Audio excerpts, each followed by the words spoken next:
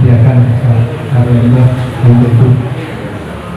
Ibu bisa ngajak ke depan Pak Pujiono, depan Pak Santo, pakai tembok ya. Monggo Ibu Ustaz Yadul.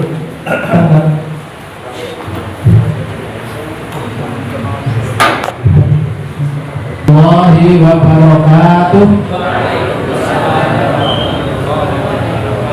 Alhamdulillah nahmaduhu wa nasta'inuhu wa na'udzu billahi min shururi anfusina wa min sayyiati a'malina may yahdihillahu fala mudilla lahu wa man yudlil fala hadiya lahu. Asyhadu an la ilaha illallah wa asyhadu anna Muhammadan abduhu wa rasuluh. Rabbi shrah li sadri wa yassir li amri wahlul 'uqdatam min lisani yafqahu qawli.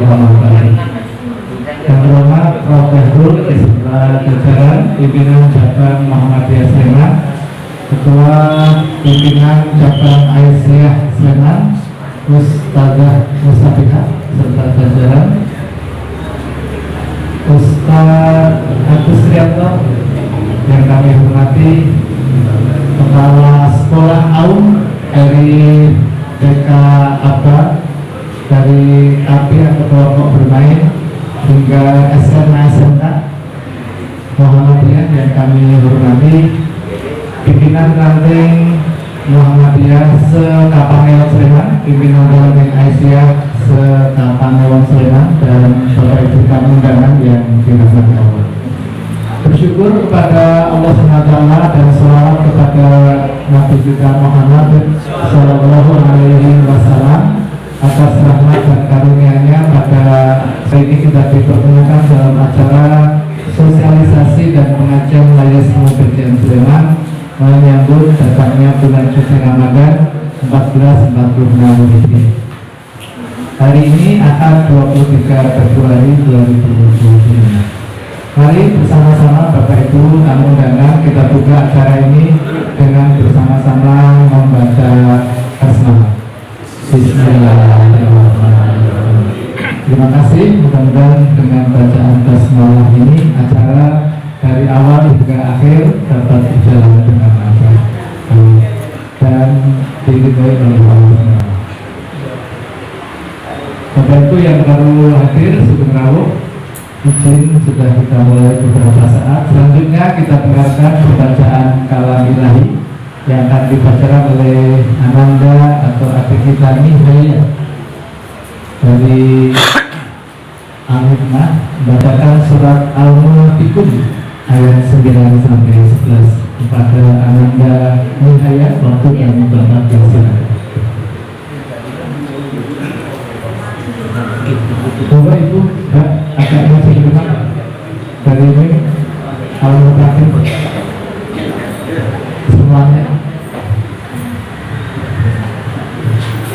Assalamualaikum warahmatullahi wabarakatuh.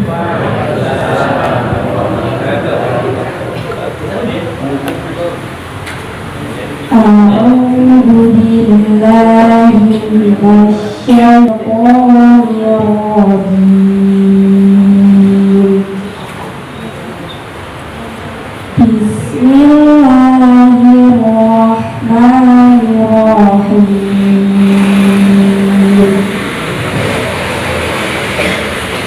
Ya ayyuhalladzina amanu la tulhikum amwalukum wala auladukum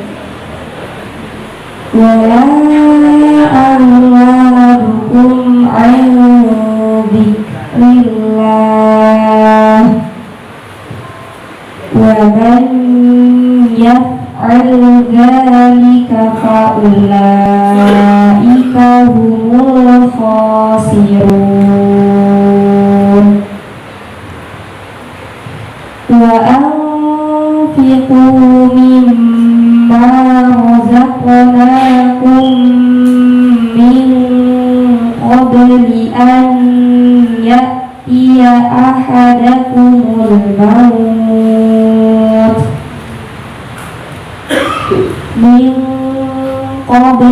أن يأتي أحدكم الموت فيقول رب لولا أخرتني إلى أجل قريب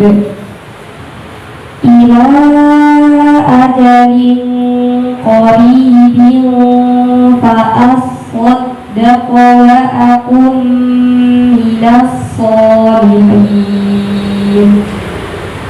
ولن يؤخر الله نفسا إذا جاء أجلها والله خبير بما تعملون. Shadaqallahul adzim. Aku berlindung kepada Allah dari godaan syaitan yang terkutuk dengan menyebut nama Allah yang Maha Pengasih lagi Maha Penyayang. Wahai orang-orang yang beriman, janganlah harta bendamu dan anak-anakmu melalaikan kamu dari mengingat Allah. Dan barang siapa berbuat demikian, maka mereka itulah orang-orang yang rugi. Dan infakkanlah sebagian dari apa yang telah kami berikan kepadamu sebelum kematian datang kepada salah seorang di antara kamu. Lalu dia berkata menyesali, ya Tuhanku, sekiranya engkau berkenan menunda kematianku sedikit waktu lagi, maka aku dapat bersedekah dan aku akan termasuk orang-orang yang saleh. Dan Allah tidak akan menunda kematian seseorang apabila waktu kematiannya telah datang. Dan Allah Maha teliti terhadap apa yang kamu kerjakan. Maha benar Allah dari segala firman-Nya. Assalamualaikum warahmatullahi wabarakatuh.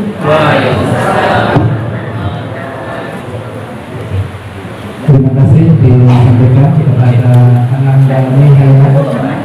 Anandani Hayat adalah anggota MH atau Masyarakat Malaysia Triharjo. Bapak Ibu yang kami hormati, mohon izin acara kita lanjutkan. Selanjutnya kita dengarkan sambutan atau prakata dari Ketua Pimpinan Cabang Muhammadiyah Sleman pada Ustaz Profesor Waktu dan tempat disilakan.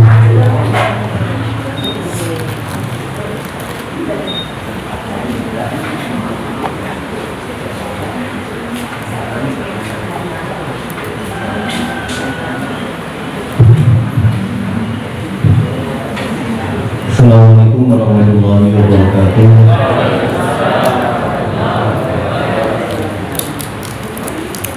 Alhamdulillah wa syukurillah wa la hawla wa la quwwata illa billah.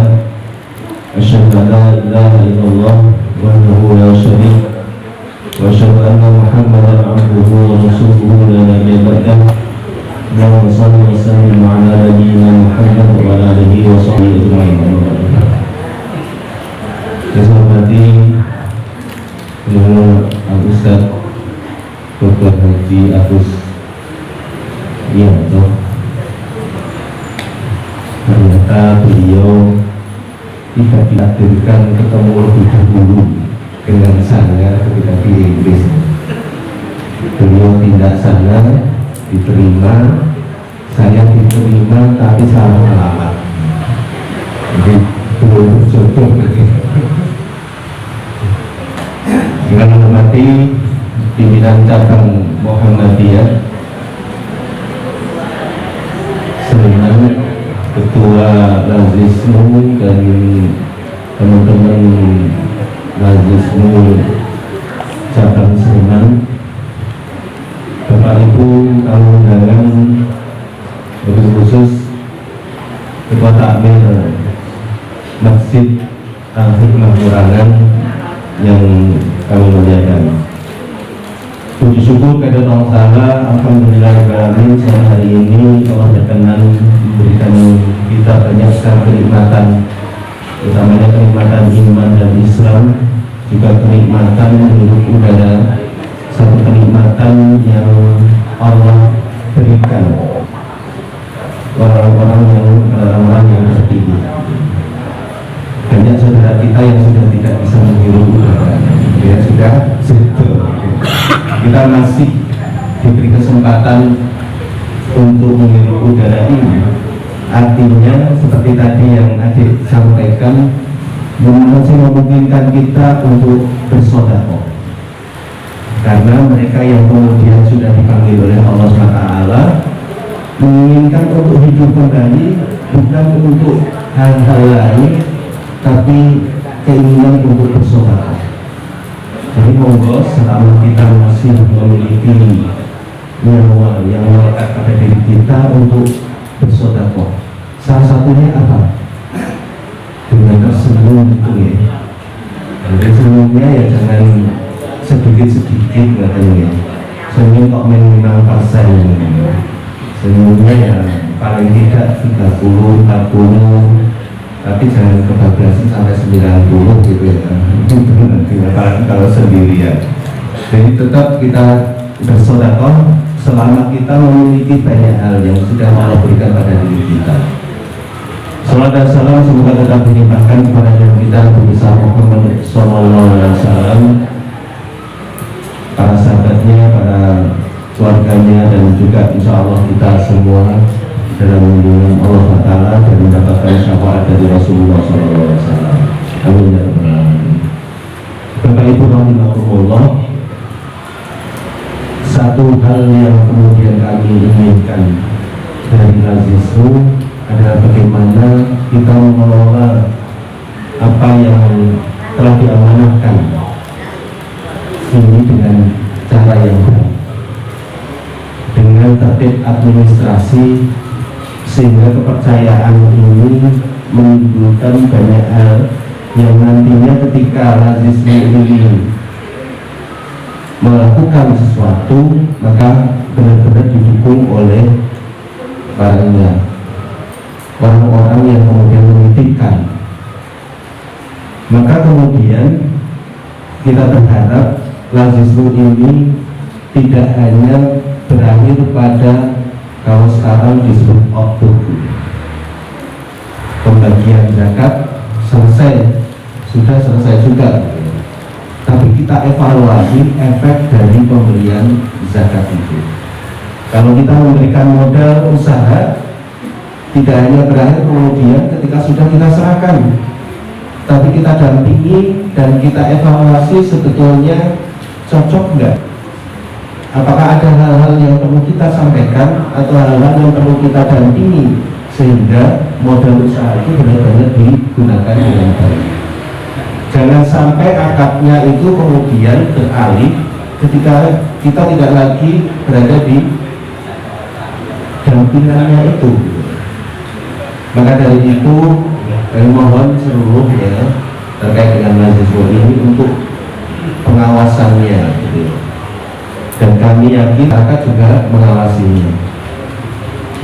Alhamdulillah di Desember kemarin gitu ya, Lazismu juga sudah mendapatkan wajar tanpa pengecualian ya Pak, BTP gitu ya, dari satu organisasi yang mengawasi gitu ya. Jadi insya Allah keuangan dari Lazismu ini sehat dan bisa dipertanggungjawabkan. Jadi kita tidak perlu lagi insya Allah ragu gitu ya untuk menitipkan kepada Lazismu gitu ya cabang Sleman ini untuk kemudian ditasarukan untuk hal-hal yang sifatnya baik. Insya Allah sore hari ini kita sudah mendapatkan bimbingan tausiah Ustaz Agus, jadi kita berharap dari beliau memberikan banyak pencerahan kepada kita semua sehingga ke depan Lazismu cabang Sleman ini akan semakin baik lagi.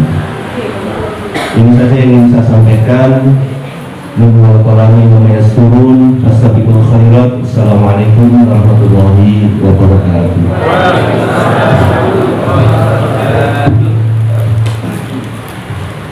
Terima kasih Ustaz Ibnu. Selanjutnya presentasi singkat dari Ketua langsung PCN Sleman pada Mas Arif Eko Wangwiti Esos di sini.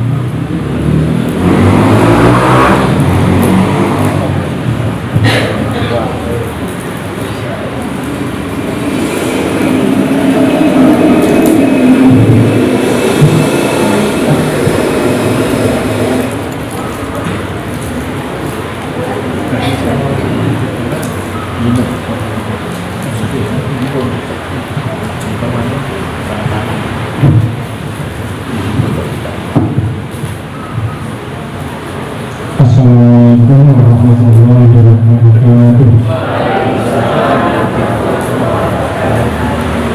Bismillahirrahmanirrahim. Alhamdulillahirabbil alamin wa bihi nasta'inu ala umuri dunya waddin. Wassalatu wassalamu ala sayyidil mursalin Muhammadin khatamil anbiya'i wal mursalin wa ala alihi wa ashabihi ajma'in. Amma ba'd. Yang terhormat Bapak Wali Songo Zakaria Mufardi selaku Ketua PCN Sleman, Bapak Dr. Haji Agus Trianto selaku narasumber pengajian pada sore hari ini, Bapak-bapak dari pimpinan cabang Muhammadiyah Sleman, ibu-ibu dari pimpinan cabang Aisyah Sleman, pimpinan ranting Muhammadiyah dan pimpinan ranting Aisyah serta pimpinan juga pimpinan atau kepala sekolah dari Aisyah Muhammadiyah serta cabang Sleman serta teman-teman dan bapak-bapak dari kantor layanan lanjut PCN Sleman yang insya Allah dimuliakan Allah SWT. Pada kesempatan sore hari ini kami dari pimpinan Majelis Kantor Layanan Langsung Kejaman bersyukur kehadirat Allah SWT bahwa pada sore hari ini bisa terlaksana pengajian dan sosialisasi menyongsong Ramadan 1466 Hijriah. Dan seperti yang tahun-tahun lalu, bahwa pengajian sosok Ramadan ini merupakan salah satu gerakan pertama dari kantor layanan Langsung Kejaman dalam rangka nantinya adalah penghimpunan dana zakat, infak, sedekah di seluruh cabang Sleman, dan insya Allah setelah terkumpul dan terhimpun nantinya akan kita tawasulkan atau kita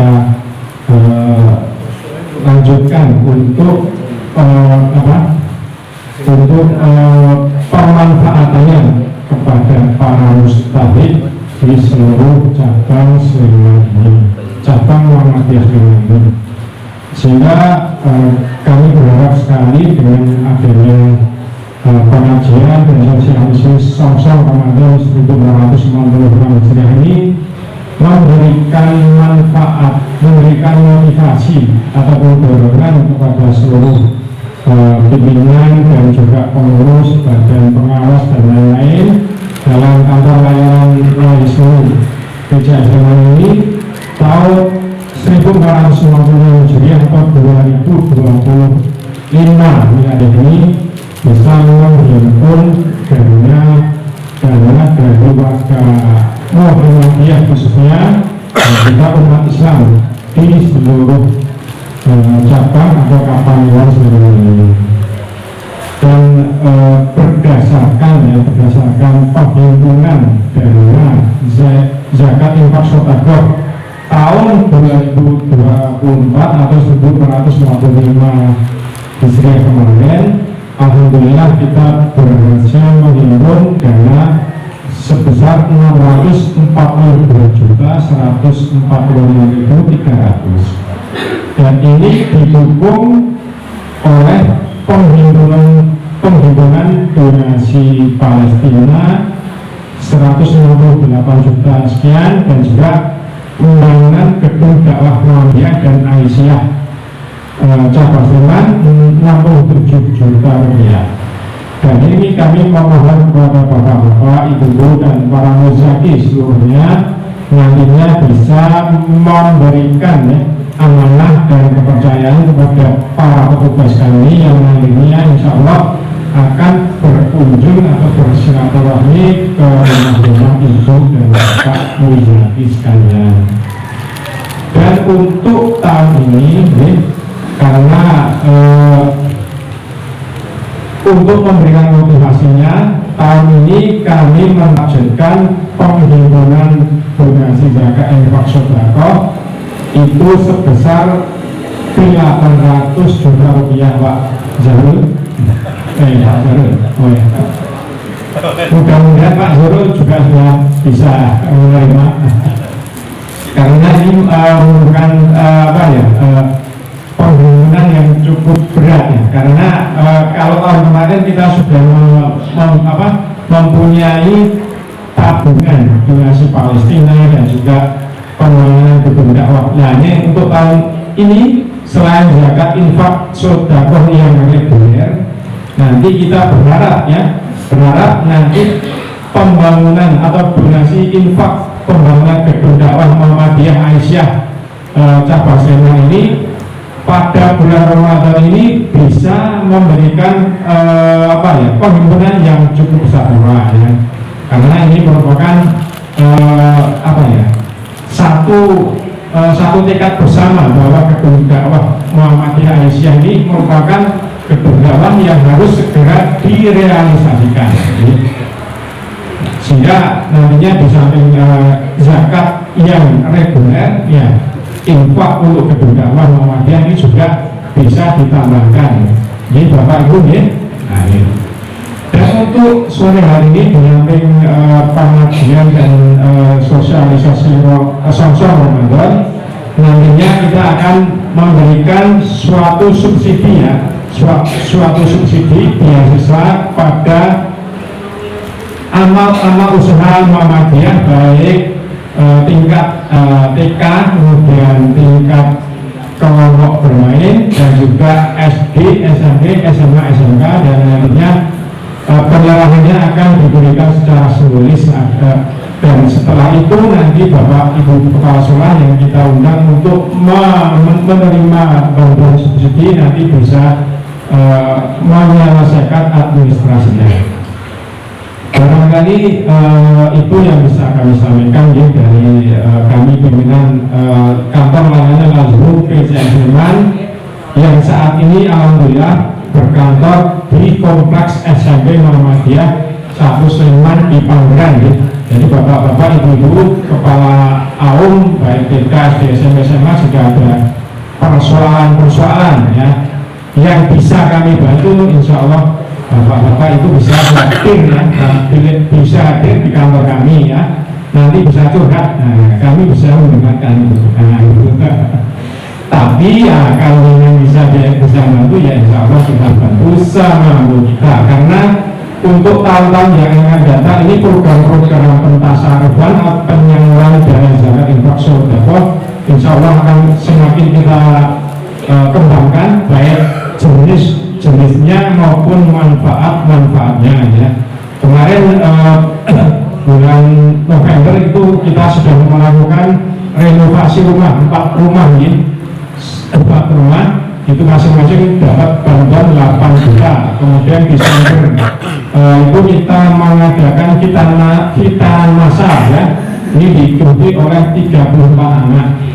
Kemudian untuk saat ini insya Allah kita akan memberikan subsidi bantuan untuk siswa yang berprestasi namun masih punya mungkin ya tunggakan pembayaran di sekolah, namun memang tidak besar, namun mudah-mudahan ini nantinya bisa bermanfaat kepada bapak-bapak, ibu-ibu pimpinan dari amal usaha Muhammadiyah khususnya di cabang Sleman ini.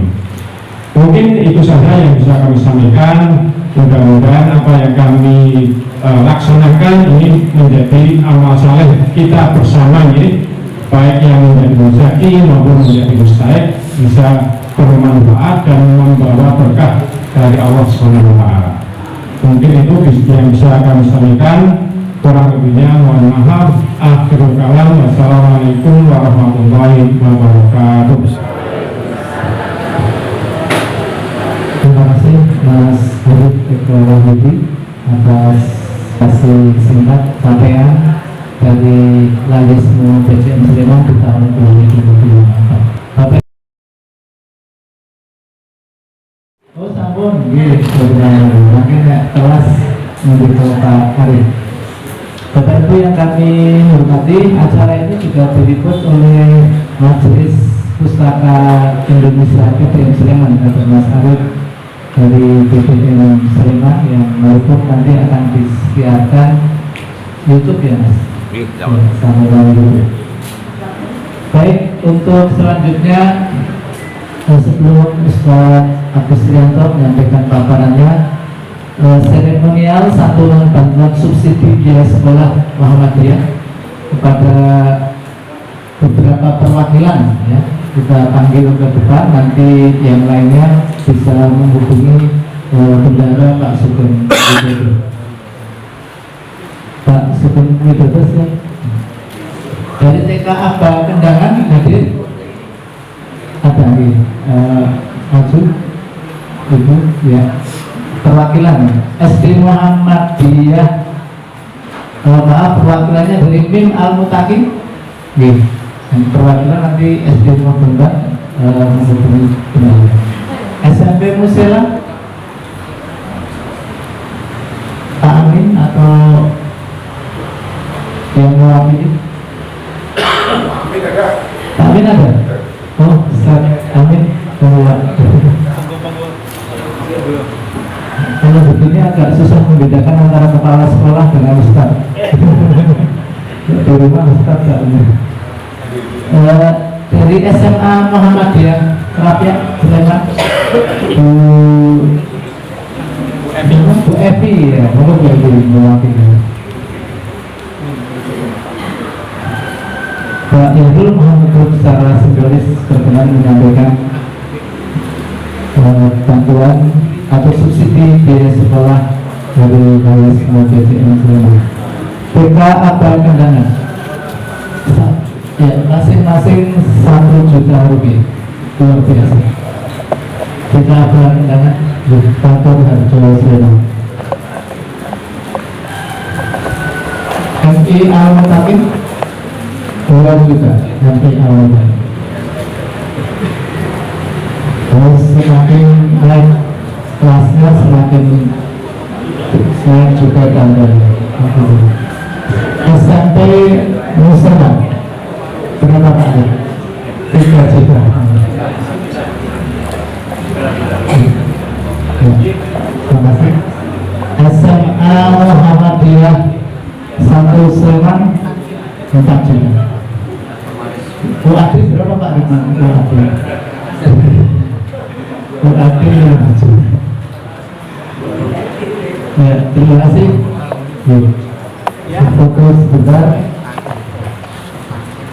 Nanti kepada Bapak Ibu terundang atau pengajian Lalismu PCM Sleman sekaligus tuan-tuannya Ustaz Dr. Agus Rianto, waktu dan tempat disilakan.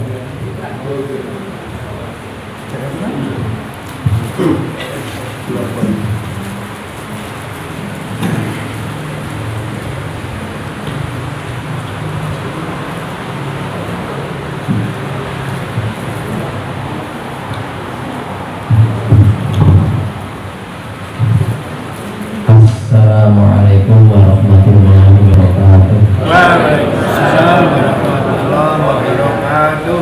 Alhamdulillahirabbil alamin. Alhamdulillahilladzi an'ama 'alaina bi ni'matil iman wal islam. Assalatu wassalamu ala nabiyyina wa habibina wa uswatina wa qurrati a'yunina Muhammadin sallallahu alaihi wasallam wa ala alihi wa ashabihi wa man tabi'ahum bi ihsan ila yaumil qiyamah. Yang kami hormati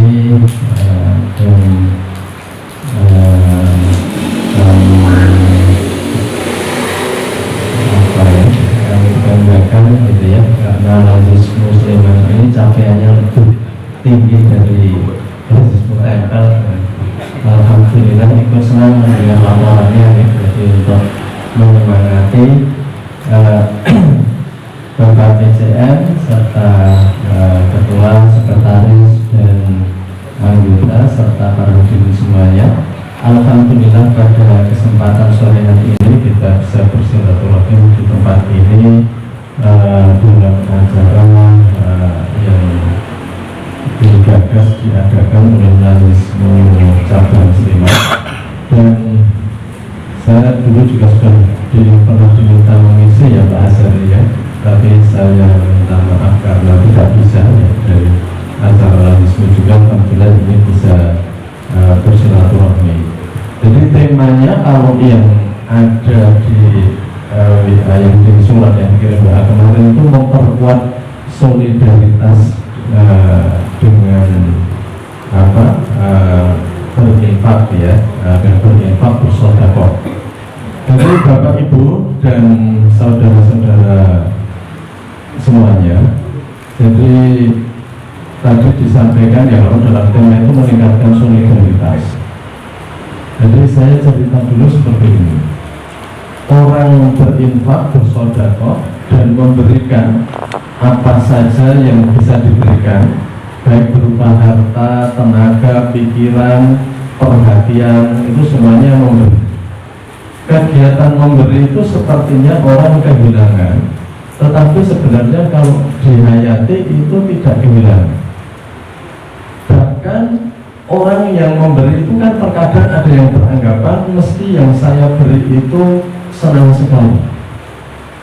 Dan banyak juga orang yang habis memberi itu terkadang ada yang getun atau menyesal. Tapi sebenarnya dugaan itu salah kalau kita lihat. Jadi bisa sedikit ya, ini orang Barat, orang Amerika itu mengadakan penelitian tentang kebahagiaan orang yang memberi. Dia menyebut ya namanya random kindness, kebaikan yang acak. Jadi orang-orang yang berbuat baik tanpa dirancang ya, otomatis berbuat baik. Kita tahu di jalan ada orang yang kesusahan, kemudian kita bantu. Kita ketemu di suatu tempat ada orang yang susah, kita tolong. Kita ada yang kurang diberi, yaitu namanya random kindness, kebaikan yang acak. Itu diteliti ternyata antara yang memberi dan yang menerima itu senangnya, gembiranya itu hampir sama. Jadi dinilai yang memberi itu, maaf yang menerima dulu ya, karena anggapan orang kan yang senang itu yang menerima itu tingkat kesenangannya 45 kalau dinilai, maaf 47. Tetapi yang memberi ternyata juga bahagia, kebahagiaannya itu 45, hanya terpaut 2 poin nilainya. Yang memberi sama yang diberi itu sebenarnya sama-sama senangnya kalau orang itu ikhlas. Dan ini terkadang kita juga ikut merasakan. Kalau bapak ibu itu mensedekahkan, memberi apapun juga, anggap saja misalnya memberikan makanan, kemudian yang diberi itu senang sekali karena itu sebenarnya dia kekurangan makanan. Dia matur sangat dengan kok teridaran itu senajan mau sekede janjane dihutan itu game pulang itu pas berternyata maka ketika itu diucapkan kegembiraan yang memberi tadi tambah. Kita memberikan sarung, mungkin sarung itu nggak mahal, tapi kita lihat setiap ada acara dia pakai sarung itu, kebahagiaan kita itu muncul lagi. Kalau kayak jadi kelambiannya yang murah. Anak gue ada belum nganggur nih bakal kasari ngono kae gitu ya. Tapi kita berikan orang anggar pengajian ke memakai itu terus. Kalau senang rasukan itu dipakai jenengan warnanya itu nek keluar itu kalau saya kita apa ya? Wah popo panas, popo sebetulnya bisa nampak indah ya. Kan ada orang yang demi nampak indah memberi nggak apa-apa. Untuk nganggo high heels, sepatu yang nggak tinggi itu ngekoso aja. Keselnya biar nampak indah dan melakukan cetok-cetok, dia itu paksakan juga mengambil. Yang penting kalau di foto atau apa itu nampak indah. Karena itu orang yang kita beri baju tadi yang sebenarnya baju itu regane rapi roa kata orang Jawa ya. Tapi karena kita melihat terus kebahagiaan kita muncul lagi. Lebih banyak daripada kalau uang itu kita gunakan sendiri. Makanya orang memberi itu salah kalau orang memberi itu kemudian menderita, walaupun ada orang yang Setelah memberi itu menderita. Wah, pas mau aku kokean mengenai itu. Ada orang malah saya pernah dengar itu betul itu. Ada orang yang masukkan di kotak infak itu keliru. Kalau boleh 10.000 keliru 100.000 karena dia nggak punya uang lainnya, dia diam-diam menghubungi takmir untuk membuka kotaknya lagi gitu. Ada juga orang yang nyumbang dan di sana disuguh kemudian ngeteri sedikit berarti aku ini oke. Itu orang-orang yang sedekah dan yang memberi yang salah saya kira. Maka kalau kita memberi itu tidak pernah menyesal. Jangan kita itu menyesal karena kebaikan yang kita lakukan. Karena nggak tahu bahwa itu kita beri agak banyak dan sebagainya. Itu barangkali Allah itu memang mengatur bahwa dia ketika itu memang memerlukan. Kita kan terkadang ada orang minta pas kita punya uang, tapi ada orang yang minta pas kita nggak punya uang, sehingga yang kita beri sedekah yang paling mudah yakni tersenyum. Yang ngapunten ini sebenarnya nyepong saya itu karena ketawa atau tersenyum itu kan sudah suatu sedekah gitu ya. Antak bersumu sedekah. Tapi jangan jadi motonya lazismu ya. Orang itu infak sedekah hadisnya itu terus gitu ya. La tahqirana minal ma'ruf syai'an walau antal qa'aqa biwajhil qalbin. Janganlah kamu meremehkan suatu kebaikan sekecil apapun walaupun hanya berupa ketemu saudaramu dengan muka yang berseri-seri. Anggap ketemu sumringah itu sudah suatu kebaikan. Atau atabasum sedekahun, tersenyum itu adalah ibadah. Tabasum ya. Saya pernah lihat bis itu tulisannya tabasam. Bagus ini bis ini ya. Kan stiker-stiker itu mencerminkan sopirnya atau pemiliknya juga. Nah, truk yang tulisannya rakaruan, kan itu sopirnya ya ruwet pikiran. Keluarganya berantakan, kemudian loro dan sebagainya. Cara hidupnya mungkin minuman keras, mungkin apa itu ekspresi.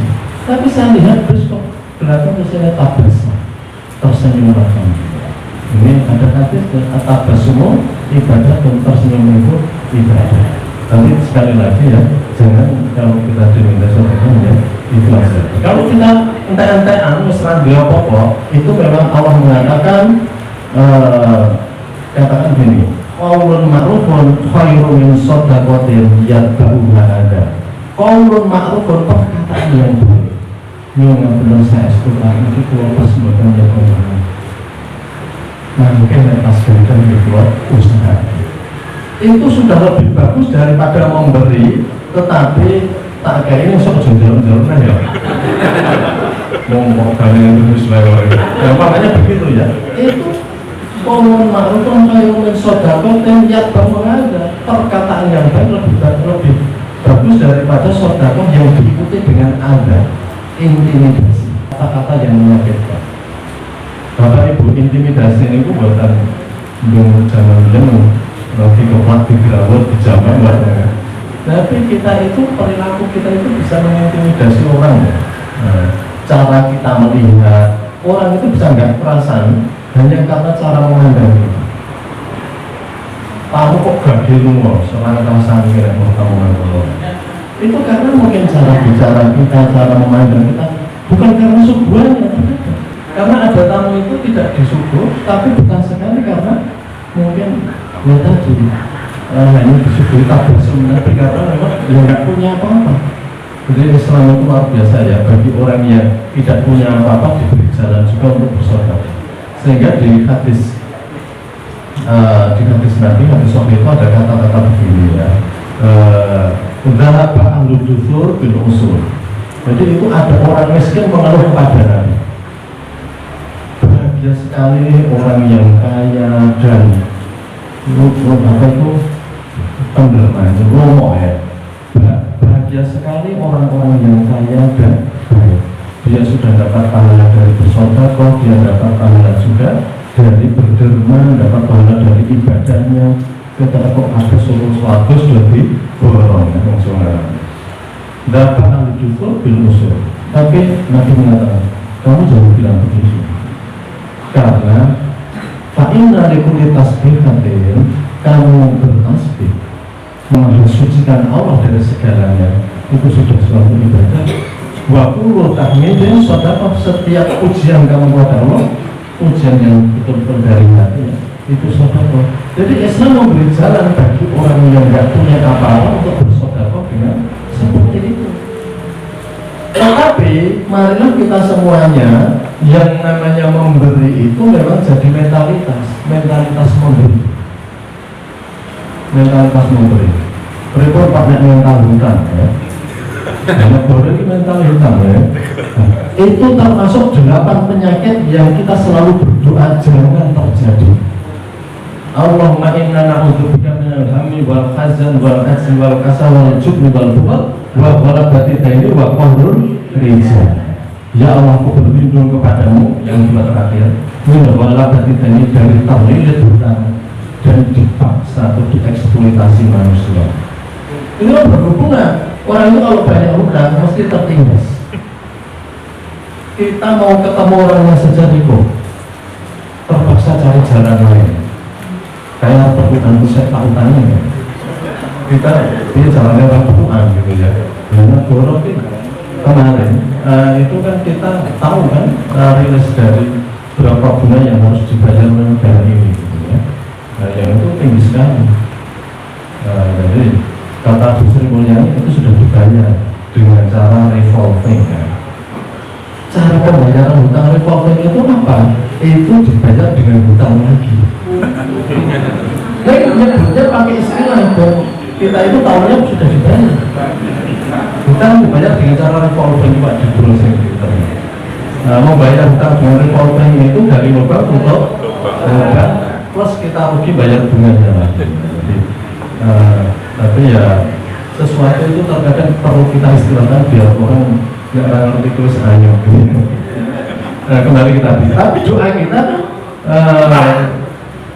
wa anaudzuka minal ghalabati daini wa qahrul rijal, dan kami berlindung dari pemilik hutang dan dieksploitasi oleh manusia. Jadi itu seperti itu. Kembali ke tadi, maka yang namanya memberi itu kunci kebahagiaan hidup sebenarnya. Karena tadi kalau kita memberi dengan cara yang benar, kita itu akan gembira ketika pemberian kita itu bermanfaat. Jadi pemberian yang barangkali ya, kan ada kata-kata gini, nyun ngapunten nggih kula yang saged sekedhik. Lalu ada kata-kata bijak saya ngomong malam ini hadis atau juga tapi qoli lun indaka kathirun indallah. Mungkin kamu agak sedikit dalam pandangan, tapi di pandangan Allah itu sudah banyak. Nah, ketika ketika saya dengan Abu Bakar itu punya kesempatan sedekah dan waktu itu ditulis dalam kitab Syiarus Salafus Shaleh ya. Itu Umar bin Khattab itu suatu saat, jadi dalam hati ini ada persaingan positif ya. Persaingan saya pernah menyampaikan dengan juga ya. Ngapunten ini berulang-ulang ya, karena ketemu panggilannya ketemu Pak Thailand, diranting ketemu Pak Thailand, ini ketemu Pak Thailand, ini Pak Thailand karena sih dipakai Pak Agus kan harus tahu kurung gitu. Ini nggak apa-apa gitu. Nggak apa-apa. Jadi suatu saat ketika ada perintah infak itu, Umar bin Khattab yang diam-diam mengundang rasa fastabiqul khairat ya. Ini persaingan positif fastabiqul khairat dengan Abu Bakar merasa punya kesempatan. Jadi gini, setiap ada kebaikan apa-apa itu Sayyidina Abu Bakar itu selalu sudah melakukan. Ketika Nabi menanyakan apakah ada di antara kalian yang demikian, Abu Bakar pulau sampun. Apakah ada kebaikan? Sampai saya dulu pernah diceritai sama salah satu guru saya gitu ya. Itu sebelum ketika sholat subuh itu Rasulullah itu nanya, apakah ada di antara kalian yang sebelum ke masjid sholat subuh ini sudah berbuat kebaikan? Kan jarang ya orang berbuat baik sebelum subuh itu. Karena itu awal kehidupan kita ketemu orang. Kok ditanya siapa kan sudah berbuat baik sebelum subuh? Lalu Abu Bakar itu menjawab, tapi sebelum menjawab, wahai Rasulullah, kalau saya menjawab, padahal saya nggak bilang lah. Saking takutnya kalau dikira pamer. Dikira pamer. Enggak ini. Saya tadi sudah mengambilkan air. Saya siapkan untuk istri saya, biar kalau istri saya nanti bangun, nggak usah repot-repot, sudah tersedia air untuk wudhu. Jangan dia nggak kosong begitu. Jadi nggak ada hangat macam-macam itu. Jadi itu sebelum saya tadi sudah menyiapkan air, luar biasa gitu. Bagaimana suami ini melayani istri? Sebelum berangkat umat itu sudah bangun dan macam-macam menyiapkan air untuk istrinya, nanti biar istrinya itu mudah kalau puasa. Sudah. Nanti tanya, apa ada lagi yang sudah berbuat baik sebelum sholat subuh? Enggak ada. Sholat subuh kita harus berbuat baik. Abu Bakar bilang, wahai Rasulullah, kalau saya jawab saya nggak hilang pahalanya. Enggak, Abu Bakar yang ngaco. Ya, saya mau Rasulullah. Tadi masih ada sisa roti, lalu saya ngantar ke tetangga saya seperti itu. Jadi sahabat lain itu begitu kalau lihat Abu Bakar. Jadi memang Abu Bakar itu selalu seperti itu, sehingga Umar bin Khattab itu kapan ya saya bisa mendahului Abu Bakar gitu ya. Suatu saat turun perintah infak.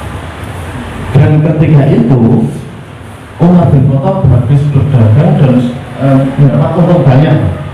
Dan kemudian Umar mengatakan, ini saatnya saya bisa mendahului Abu Bakar. Ini saatnya saya bisa, kalau pembalap itu saya bisa mencuri di tikungan. Ini saatnya saya akan nyari Abu Bakar. Nah, lalu Umar langsung datang membawa hartanya. Banyak sekali itu hartanya. Dan ditanya oleh Rasulullah, wahai Umar, gimana keluargamu? Keluarga saya, li ahli, itu keluarga saya masih saya ngengeng seperti itu juga. Berarti separuh 50%. Yang diinfakkan 50% untuk keluarganya, 50%. Karena ditanya, keluarga saya 50% seperti itu juga, 50%. Wes, Umar sama Nes. Saatnya nyanyi Abu Bakar. Lalu diam-diam Abu Bakar datang.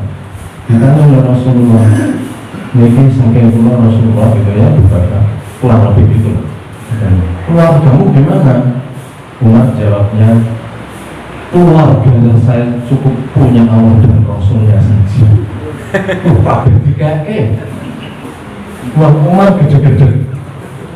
Saya kenal sisi dikatakan dalam kitab itu, inilah usaha Abu Bakar abadan.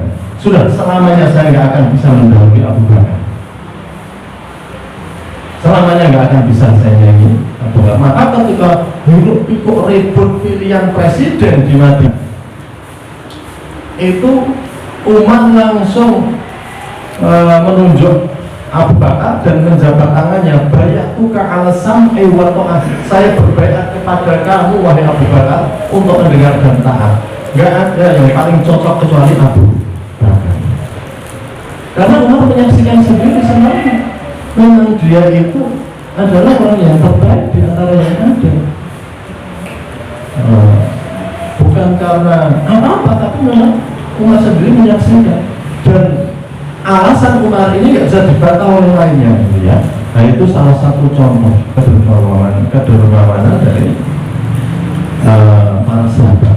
Tapi apakah para sahabat itu dengan seperti itu kemudian sedih, kemudian tidak? Itu maka memang kembali ke awal yang saya sampaikan, bahwa itu meningkatkan solidaritas itu jelas. Saya pernah berdiskusi sama teman saya, ya. Ini orang Indonesia tapi mengajar, dulu mengajar di Belanda. Ini orang Indonesia tapi mengajar di Belanda, di Utrecht.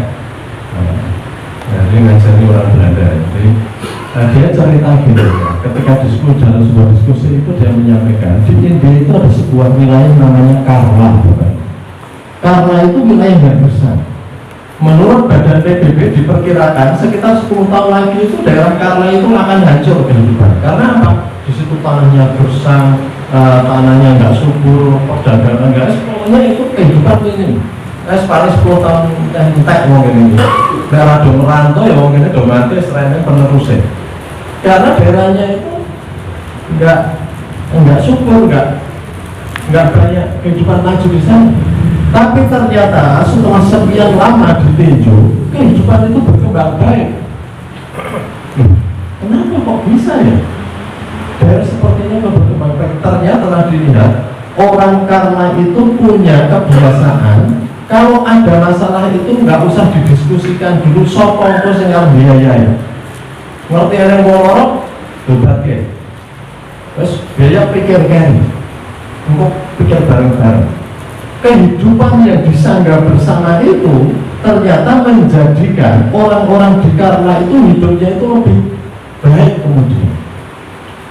Tapi walaupun orang itu makmur, tapi kalau kehidupan individualis dijamin orang-orangnya itu sudah cepat mati.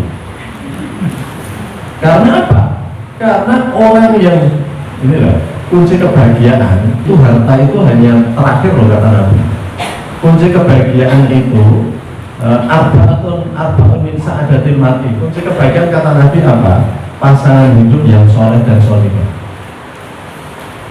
Ini nggak bisa dijelaskan karena ini bukan kuliah pernikahan ya. Pasangan hidup sama dengan solihah.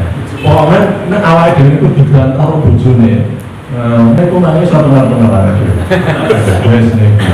Presiden pimpinan Bupati Oka Sendok ikut barisan istri, ikatan suami taruh istri. Setengah terlalu gagal di luar, sana ibu jari mana? Nggak usah dibicarakan. Nah, jadi artinya, pokoknya kunci pertama itu dikatakan Yojatuhu soleh ya, solihah. Jadi ini pasangan itu dan soleh. Kedua, anak-anaknya itu baik. Bahwa Allah itu soleh, jadi anak-anaknya itu anak-anak yang baik. Dikandani orang tua itu bisa gerantas apabila melihat anaknya itu ternyata tidak seperti yang dia harapkan. Karena kasih sayang orang tua itu terlalu besar. Karena itu kasih sayang itu sudah ditanam oleh Allah dalam diri kita, terutama dalam diri ibu-ibunya. Maka kalau anak itu kemudian tidak sesuai, kekecewaan ibu itu terlalu besar. Banyak orang tua yang hidupnya menjadi nggak punya harapan, hopeless. Terus orang saya kerja melawan dan meninggal anak keluarga itu.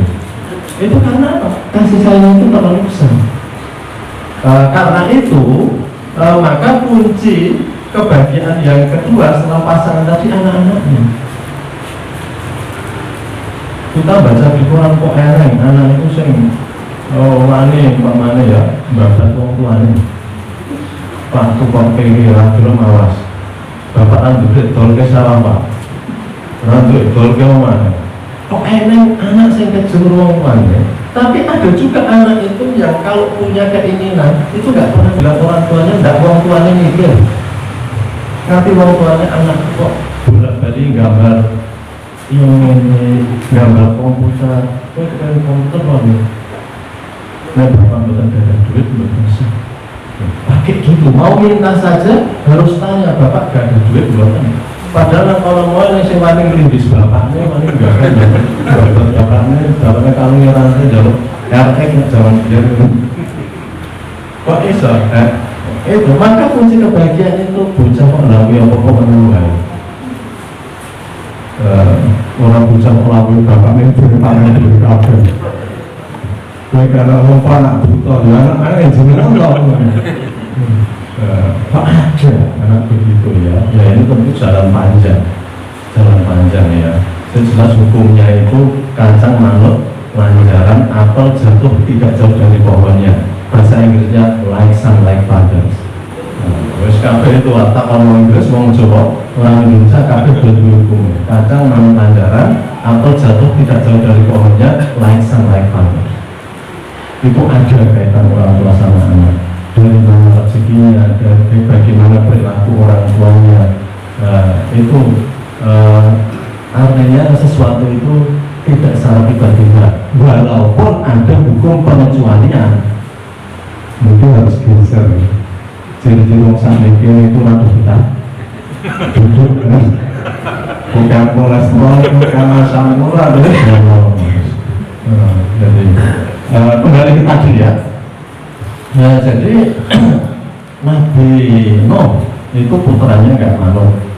Apa Nabi Nuh nggak sedih? Oh sedih sekali, jangan ditanya. Nabi Nuh itu mengatakan, innahu min ahli, ya Allah, itu anak saya, keluarga saya. Jangan tanya itu semua, bukan saya ngomong nanti anak itu lagi munggah perahu nanti kan gunung jeruk kayaknya. Jadi ketika dari kejauhan Nabi Nuh itu menyeru anaknya untuk anaknya itu agar naik kapal, itu kita dulu ngajar TPA kita ingat perintah Nabi Nuh itu untuk minta anaknya ikut ke kapal itu farkam ma'ana. Ada yang ingat ya? Ini yang dulu hilang. Kita dulu ngajar TPA mesti ada tajwidnya. Bak mati ketemu mim, irkab ma'ana, tabrak kemauan, irkam ma'ana, farkam ma'ana. Nah itu kepada anaknya, farkam ma'ana, ya anakku, come on board, silahkan kamu naik ke kapal ini. Tapi anaknya mengatakan, enggak mau. Sa'awi ilal jabali yaksimuni minal ma', saya akan naik ke gunung itu yang bisa menyelamatkan saya dari air banjir ini. Ketika bercakap-cakap itu, maka kemudian mereka dipisahkan oleh ombak dan akhirnya tergulung ombak. Nabi itu susah dan sampai ke Gusti Allah. Kalau Gusti Allah langsung dibantah lagi. Innahu laisa min ahli. Sudah, itu bukan keluargamu lagi. Innahu amalan ghairu shalih, itu perbuatan yang tidak saleh. Dan jangan kamu pikir hilang-hilangan dok si jari. Masa tak pikir gitu ya. Anakmu jangan anggap keluargamu lagi. Nah, bisa saja sedih. Saya ngajak orang lain mau, anak saya tidak. Tapi yang begitu terkadang anak itu kan dari bapaknya lagi. Walau banyak orang tua minta orang lain menasihati. Itu karena kalau bapaknya terlalu nampak di depan anaknya. Karena bapak yang ngomong kelihatan kehilangan otoritas sih bapak mulai dengar nasihati. Mulai itu dia tahu konsepnya sampai istimewa jadi perabot wajah ya. Bapakku ki omong anakku, nek mung kowe iki lek harus tiru bapakmu biyen. Dadi mbakne omong ngoten niku, ngomong karo putune ya. Kowe iki kowe bapakmu biyen. Oh, berarti bapaknya dia nyanyi. Bapaknya orang sekarang ngomong ke anakku. Jadi bapaknya kehilangan otoritas itu mengajak kebaikan kalau bagaimana bapak dia ngomong. Kembali ke tadi ya. Tadi yang namanya kebaikan tadi dengan cara apa? Tadi saya menceritakan penduduk Karla. Dan tadi kunci kebahagiaan yang ketiga wafulatauhu abrol. Jadi artinya abrol wafulatauhu sampai menjadi tetangga dan teman yang baik. Itu kunci kebahagiaan ketiga. Tetangga dan teman yang baik. Baru harta itu terakhir, warizquhu fi baladi, rezekinya tidak jauh-jauh dari kampungnya. Itu baru terakhir. Jadi kunci kebahagiaan ada 4, harta hanya 25%. Tapi kok orang di dunia ini berbuka harta sampai melupakan hati. Mungkin ini nanti kok KPK itu meneliti salah satu orang yang terlibat di dunia pengajian ya. Itu dari Mahkamah Agung itu ditemukan menunjukkan ya, uang hampir 1 triliun plus emas berapa? Emas ini berarti mau dari ibu-ibu sih nggak lamping ini. Nah yang itu kita tunjukkan emas itu 50 kilo. Tenggiriannya ditemukan emas 50 kilogram. Mau awal itu boleh 50 gram apa? Bukan 50 kilo ya. saya kerjaan itu kalau kita ini aku nek gue bilang makanya lahannya bolak-balik dilinteng kan ini dan merok ya pokoknya lahannya bolak-balik dilinteng kok panas orang yang gue bilang saya bilang jadi umpamanya jadi artinya 50 bag itu sudah hebat tapi itu 50 kilo ditemukan dan uang hampir 1 triliun itu yang terlibat kasus korupsi di daerah jadi itu terjadi koran-koran kok itu kan orang itu enak ya, menurut saya kemarin kok orang bisa berburu harta itu padahal harta yang 5% begitu kebahagiaan maka kalau itu kita tasarrufkan untuk kebaikan insya Allah akan memberikan kebahagiaan bagi kita semuanya sehingga memang dengan orang saling membantu, saling memberi itu daya tahan masyarakat itu akan makin tinggi tadi saya baru menceritakan masyarakat yang individu itu bisa mempercepat kematian karena tadi saya katakan kunci hidup yang panjang ini menurut kesehatan dengan takdir Gusti Allah. Menurut kesehatan, kenapa orang itu panjang Yuswa? Karena kebahagiaan. Dan ternyata kunci kebahagiaan menurut Nabi tadi ada 4 tadi. Saya cocokkan. The happiest country, negara paling bahagia itu adalah Finlandia. Finlandia Golotsia. Itu yang pendidikannya terbaik di dunia. Teman-teman itu ibaratnya rakyat yang cah bodoh. Nek kayak Lemonco yang mungkin pintar kerajinan, tapi kerajinan pintar olahraga, super nono ya. Jadi ibaratnya cah itu rakyat yang bodoh, neng isone gitu-gitu. Dan kalau mereka nggak ada sebiji lah, sekarang nggak bodoh. Jangan bodoh dengan lapornya papa. Ini bahasa tua gagal. Ini untungnya meh banget. Ini pilih yang biji nape loh, jadi pegawai. Ini jadi pintar itu beda orang bodoh. Ini pintar beda. Ini mau saya mikir karena coba pertandingan biji di orang tuanya. Jadi anaknya itu dipokok, ya kok bijinya udah bapak isen yang bijinya nganti tengah. Jadi ya caranya anaknya terus stres-stres sebenarnya bijinya. Padahal mungkin dia akan hebat. Jadi prinsip pendidikan Finlandia itu kan nyatanya gini, jangan ajari burung itu untuk berenang. Nah anak itu berjenis seperti burung, harus dipaksa renang. Nah anaknya jenis kayak jair, jangan disuruh terbang. Ya anak mungkin jelas kita lebar-lebar kok paksa gawe karangan, itu ada ini. Orang lain itu setengah-setengah ngantuk gitu. Oke, itu hal lain. Oke, kembali ke tadi. Nah, masyarakat yang individualis tidak mau saling memberi itu nanti akan cepat stres. Karena enggak sama tetangga itu enggak. Oh Jawa dua prinsip pager mantan lebih kuat tindak pager botol. Jadi dan itu kejadian betul. Bapak Ibu, saya pernah dengar ceramah kalau itu di Jakarta itu ada Cina-Cina yang masuk sana. Yang setelah masuk Islam itu pagar rumahnya yang tinggi-tinggi sudah digempuri. Loh, kan banyak di kota-kota besar itu benteng yang dari luar sama sekali nggak kelihatan. Yang terkadang orangnya meninggal telung di luar konangan. Karena nggak pernah tahu. Itu karena mesti dengan tetangganya nggak baik. Kalau dia tetangganya baik, buat tersah telung dino meng lambine sampai yang rapi pulau nek kenyang senang jebol ya. Ini kok kemauan, oh ini lambine tak pulung kayak nggak kelihatan sehari sudah padanannya. Tapi di kawasan yang individualis kaya semua, bentengnya tinggi-tinggi itu nggak saling. Kunci kehidupan itu bisa lebih lama itu karena kebahagiaan tidak tinggal. Cina-Cina yang tadi rumahnya di benteng besar tadi setelah masuk Islam, kemudian mereka ngomong, mereka ke masjid, mereka berdoa, mereka bantu. Sesuai itu benteng ini saja serasa di benteng itu aman lagi dikepasi. Pager mangkok dengan cara memberi makanan, memberi kepada tetangganya itu lebih kuat daripada pager botol yang itu sangat kokoh.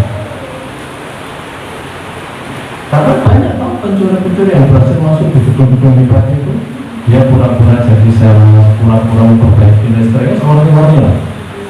Nah, maka dari itu kembali ke tadi, ini sudah saya lebih ya. Bagaimana memperkuat solidaritas? Insya Allah dengan cara kita itu banyak berbagi, itu tidak akan menjadikan kesedihan bagi kita. Apalagi kalau kita sadar bahwa memang teorinya itu begini. Dalam kita berzakat, berinfak, bersedekah, itu yang kita berikan itu justru yang kita investasikan. Kan orang sebaliknya gitu ya. Orang itu kalau berpikir dunia, ini duit semene ya, duit semene ini yang milik kita, yang mau kita investasi anggap sebagai kekayaan, sekian lainnya yang dibagi. Padahal menurut Nabi justru yang dibagi itulah yang investasi kita. Kita cekel ini, saya suka juga ini. Bukan mampir rumah makan, mampir ngendi-ngendi, saya suka sering ceritanya ini. Ini pun duit saya mau nang ini. Jadi ceritanya gini, Nabi itu membagi daging. Saya dibagi sana daging. Mana? Mahir Rasulullah tinggal ini, dagingnya tinggal ini. Tinggal dagingnya itu tinggal tersisa ini ya. Jadi ini ya saya lupa kontennya, kurang lebih ini bagian kita, ini yang maksudnya itu yang tadi itu sudah habis dibagi, ini yang sisa untuk kita. Rasulullah bukan begitu, yang dibagi itu yang masih sing tok tinggal iki sing arep hilang. Jadi yang sudah dibagi itu yang besok mau kita ambil akhirat, yang masih, yang ada ini malah yang hilang. Padahal tadi sahabat tadi kan kuali dibenarkan Nabi, wahai Nabi, ampun harus dibagi sedoyo. Kantong ini itu tidak habis, itu malah yang akan tetap ada. Saya ngerti itu, saya tinggal ini, itu yang mau jajal di Pangandaran. Saya sudah serangkum. Misalkan ceritanya susah. Ini sing tidak ke, itu yang sing matur nuwun ini bukan guru desainnya anak turun. Orang tahu mana daging dengan pari. Nah itu akan menjadi amal yang terus menerus. Bila bocah niku ngaji, sinau untuk ilmu karena makanan yang bagus sehingga kemudian dia semangat. Nah itu akan berantai. Rantai mata rantai itulah yang kita waspadai di dalam halal haram. Karena haram itu akan membuat rantai yang itu nanti panjang sekali. Akan membuat rantai yang nanti panjang sekali. Jadi itu ada salah satu semboyan yang terkenal di dunia pendidikan. Kalau kamu ingin menghancurkan sebuah bangsa, dikatakan you do not need long range missile or atomic bomb. Kamu nggak memerlukan bom atom atau rudal berkepala nuklir untuk menghancurkan bangsa. Apa caranya? Cukup kamu biarkan ya, by allowing the quality of education. Jadi cukup pendidikannya itu kualitasnya direndahkan dengan cara allowing cheating, membebaskan nyontek dan buruk. Wes bahasa ini rusak. Kamu nggak perlu bom atom atau rudal untuk menghancurkan sebuah negara. Cukup sekolah itu kamu jelekkan kualitasnya dengan cara membebaskan curang. Mesti negara ini bakal rusak. Karena kecurangan itu inti dari kehidupan yang baik.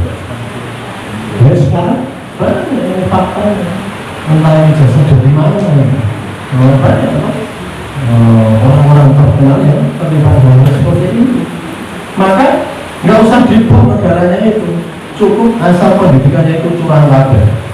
Apalagi guru memang dia dorong yang terbaik ini. Insya Allah cepat nyambut negara ini. Nggak usah tahu. 7 menit atomic bomb all long range missile. Kamu tidak perlu bom atom atau rudal jarak jauh untuk menghancurkan bangsa. Cukup pendidikan kamu jelekkan kualitasnya, bebaskan anak itu berbuat curang, insya Allah akan jadi negara ini rusak. Itu. Nah maka kembali ke tadi, itu rangkaian panjang dari hal yang haram ya. Jadi kenapa kok bisa begitu? Itu sih ada ceritanya. Maka dari itu kembali ke tadi, sedekah juga dalam Islam untuk mensucikan harta kita. Sehingga saya pernah dapat pelajaran begini.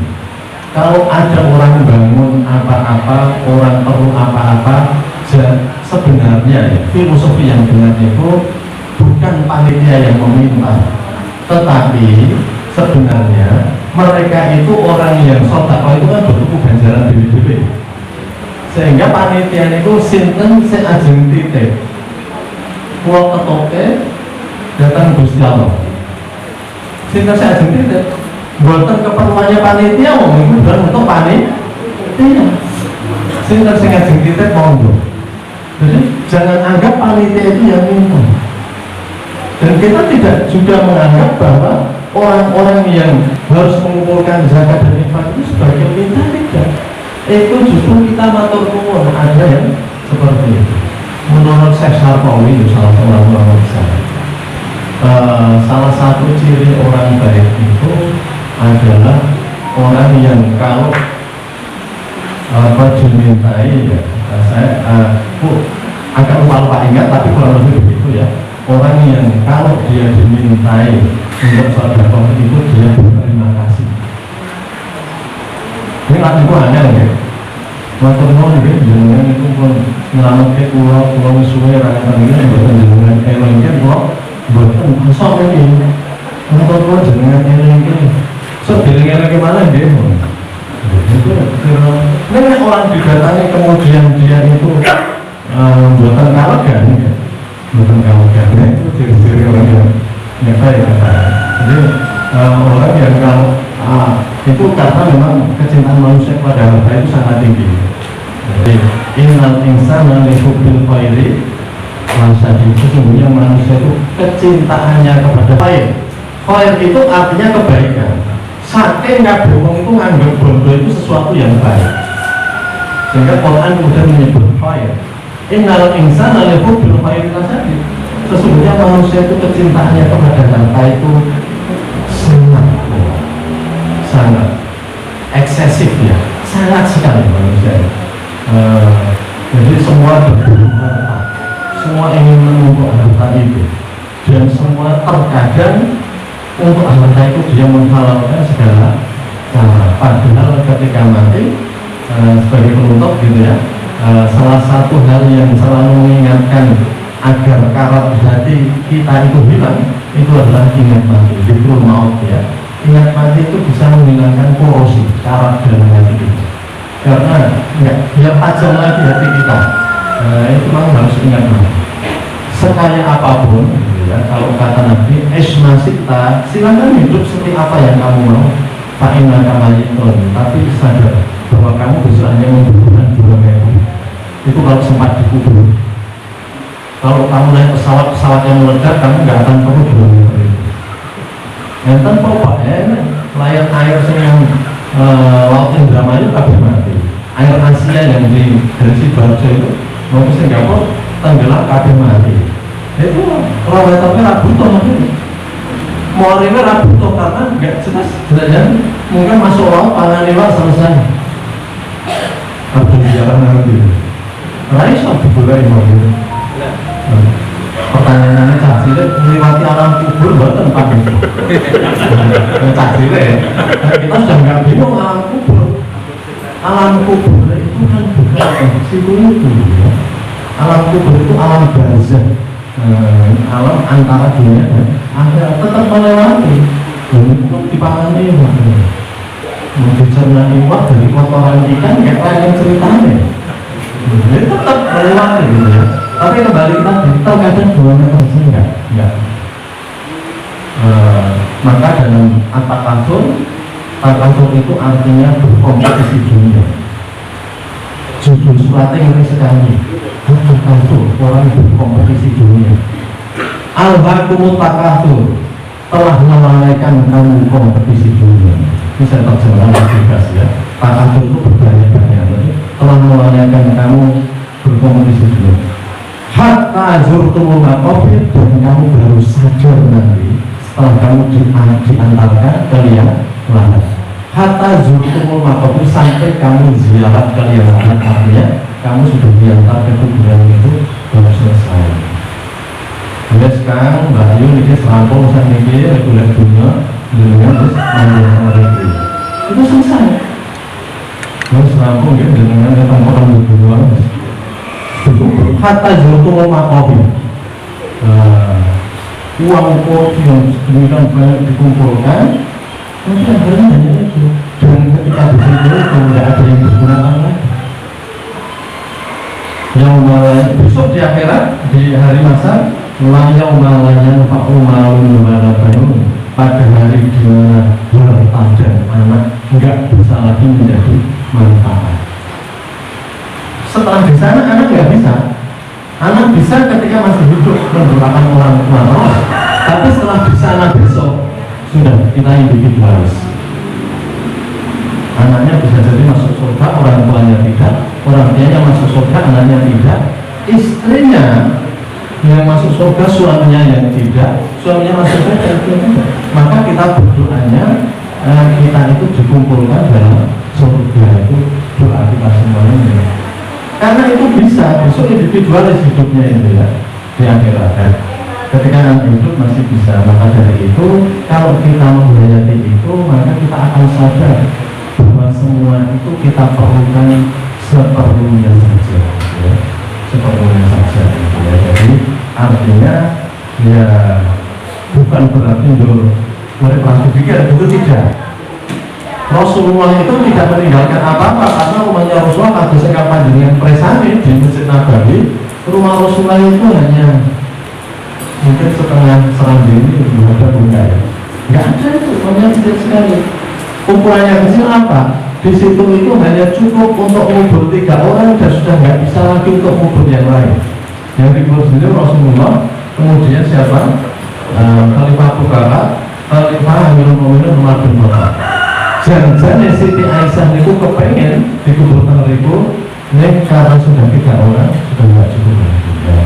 Tapi Rasulullah itu hanya seperti itu, dan itu yang diperlukan dalam kehidupan dunia.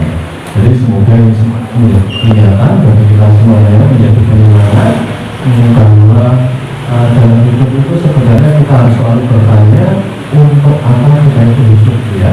Untuk apa kita hidup, itu pertanyaan itu harus para filosof sepanjang sejarah juga selalu bertanya untuk apa hidup, ya.